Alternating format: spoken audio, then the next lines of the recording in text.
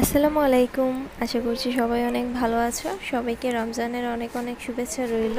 আজ আমার রমজানের নাইট রুটিনটা এবং আমি ইউটিউব থেকে এই মাসে কত টাকা পেলাম সেটাও তোমাদের সাথে শেয়ার করব। আশা করছি আমার আজকের এই ব্লগটি তোমাদের অনেক ভালো লাগবে। এটা হচ্ছে বিকালবেলা 4টার দিকে আসরের নামাজ পড়ার পর আমি আর রাফিহা একটু বাইরে চলে এসেছি। বাইরে বলতে এখন যেহেতু লকডাউন চলছে আমরা বাসা থেকে বের হব না, এই তো বাইরে করিডোরেই ছিলাম। সবার কাছ থেকে জানতে চাই তোমরা তোমাদের ঈদের শপিং কি করে ফেলেছো? আমরা তো এখনও করিনি। আমার আসলে শপিংয়ের প্রতি তেমন একটা ইন্টারেস্ট নেই অন্যান্যদের মতো। আমার বোনরা কিন্তু শপিং এসব করতে অনেক বেশি ভালোবাসে। আর রমজানের সময় আমরা বাইরে মার্কেটে গিয়ে শপিং মানে কাপড়ের জন্য যেতে হয় না, অন্য প্রয়োজনীয় জিনিসগুলো কেনার জন্য যেতে হয়, যেমন ধরো কসমেটিক, জুতা এসব।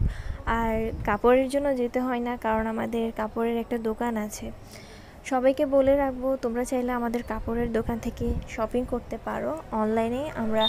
আমরা এতদিন অনলাইনে বিক্রি করিনি, কিন্তু গত 6 মাস ধরে আমরা অনলাইনেও সেল করে আসছি। ওয়াফিহার সাথে প্রায় 20 মিনিট খেলা করেছি, এরপর চলে এলাম কিচেনে। অন্যান্য সময় আপুই রান্না করে, 5টার সময়টাতে রান্না বান্না ইফতারি রেডি করা সব কিছু কিন্তু হয়ে যায়। আজ আমি রান্না করছি, আর দেখতেই পাচ্ছ এখানে আমি পোয়া মাছ ভুনা করছি, ফ্রাই করছি এবং চিকেন দিয়ে আনাজি কলা রান্না করছি। আপু গরু মাংস রান্না করে চলে গিয়েছে। আপুকে বললাম আজ আমি রান্না করি, তো মাঝে মাঝে আমিই রান্না করি যখন ইচ্ছা হয় তখন আর কি।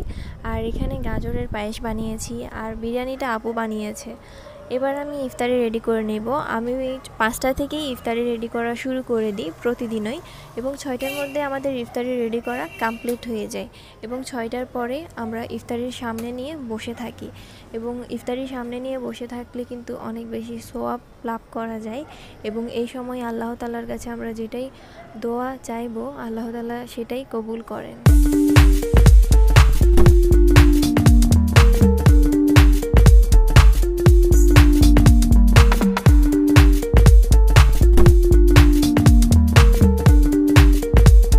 ইফতার করে ফেলেছি। এবার ইফতারি করার পর অনেকগুলো আধোয়া জমেছে, সেগুলো ধুয়ে ফেলবো।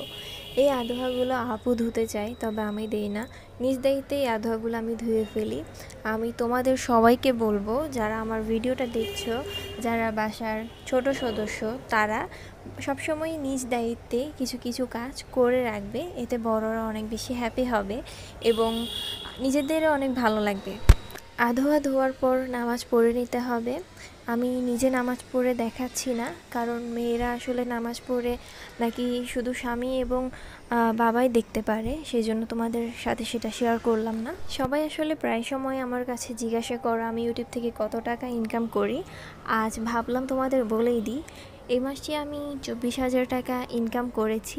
তবে তোমরা যে চ্যানেলটা থেকে আমার ভিডিও দেখতে পাচ্ছ এই চ্যানেল থেকে নয়, আমার আর একটা চ্যানেল আছে, হয়তো অনেকেই চিনো, সেখান থেকে ইনকাম করেছি। এই মাসে এই চ্যানেল থেকে পেলে তখন এটাও শেয়ার করব। তো এবার আমি পড়তে বসে গিয়েছি, এটাই আমার ডেইলি রুটিন। আমি ইফতারের পর যে আধোয়াগুলো হয় সেগুলো ধোয়ার পর নামাজ পড়ে পড়তে বসে যাই, এবং 9টা পর্যন্ত আমি পড়ি। এখন কিছু খুবই কুৎসিত অঙ্কন দেখতে পাচ্ছ, এগুলো আমি করেছি, তেমন একটা ভালো হয়নি। আমি আসলে তেমন একটা ভালো, আমার আঁকার হাত তেমন একটা ভালো না, তবে আমি ছোটোবেলা থেকেই চেষ্টা করি, আর ইনশাল্লাহ এভাবে চেষ্টা করে গেলে কিন্তু একদিন ভালো হবে। আর আমি এখন পড়তে বসলে সাথে ওয়াফিহাকেও পড়তে বসাই, তোমরা তো দেখতেই পাচ্ছ আমার সাথে ওয়াফিহা আছে, তাকেও পড়াচ্ছিলাম এবং নিজেও পড়ছিলাম।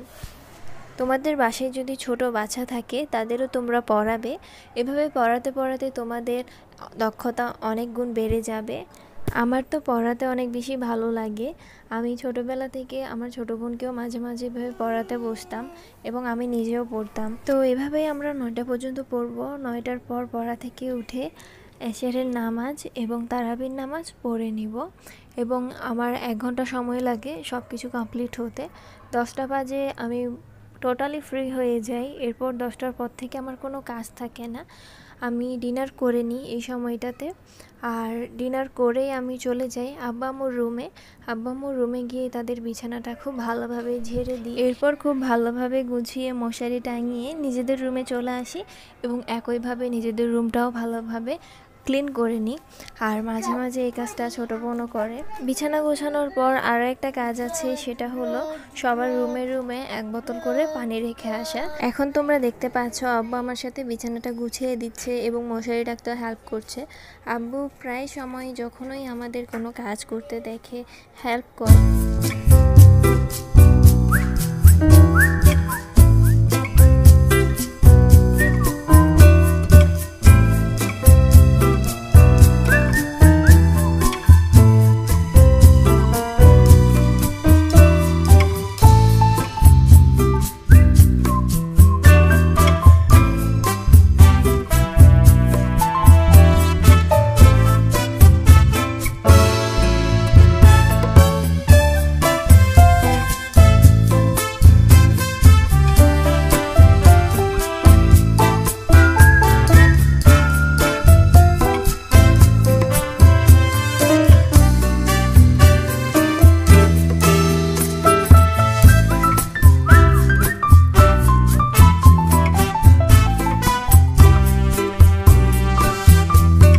আমার মোটামুটি সব কাজই শেষ, এবার রিল্যাক্স করার পালা।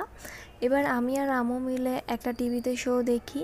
আর এই নাটকটা আমার অনেক বেশি ফেভারিট। এই নাটকটার নাম ফেরিহা। এটা আমরা দেখি 11টা পর্যন্ত। 11টা বাজে নাটকটি শেষ হয়ে যায় এবং 11টা বাজে আমার একটা ফেভারিট নাটক দেয়। এই নাটকটির নাম শেহরজাদ ফরহাদ। তোমাদের সবাইকে বলবো এই নাটকটি দেখবে তোমরা। এটা এসএ টিভিতে দেয় প্রতিদিন রাত 11টা বাজে এবং রাত 8:30 বাজে এই নাটকটি দেয়। তোমরা এই নাটকটি দেখতে পারো, কারণ এটা অনেক শিক্ষণীয় একটা নাটক আর এটাতে সব কিছুই আছে।